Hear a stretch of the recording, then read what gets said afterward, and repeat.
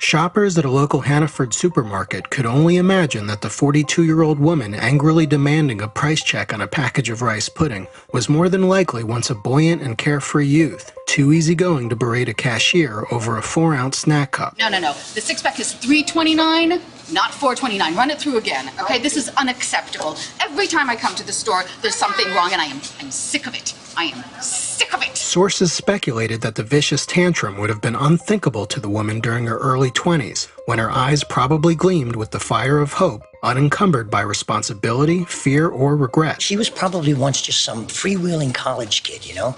Her biggest concern was which one of her friends she was going to hang out with at night and whether they were going to meet at the movies or a bonfire on the beach. Now look at her. You know, I'll bet if you'd have told her 10 or 15 years ago that one day she'd be ripping into a grocery store clerk with a room full of strangers staring at her, she'd have been horrified. It's sad.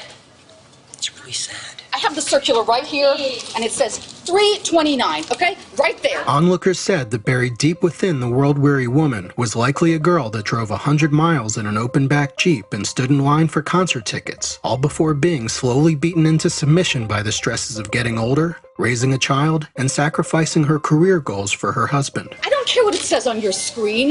You know, this is why people go to the store across the street, because of the way they're treated here. You know, nobody likes it here. It really makes you stop and appreciate the youth you've been granted. Because one day you wake up, your life is half over, Right there.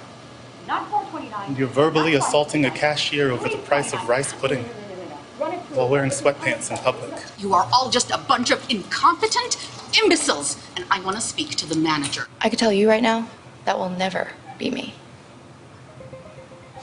That will never be me. Keep checking theonion.com for more as the story develops.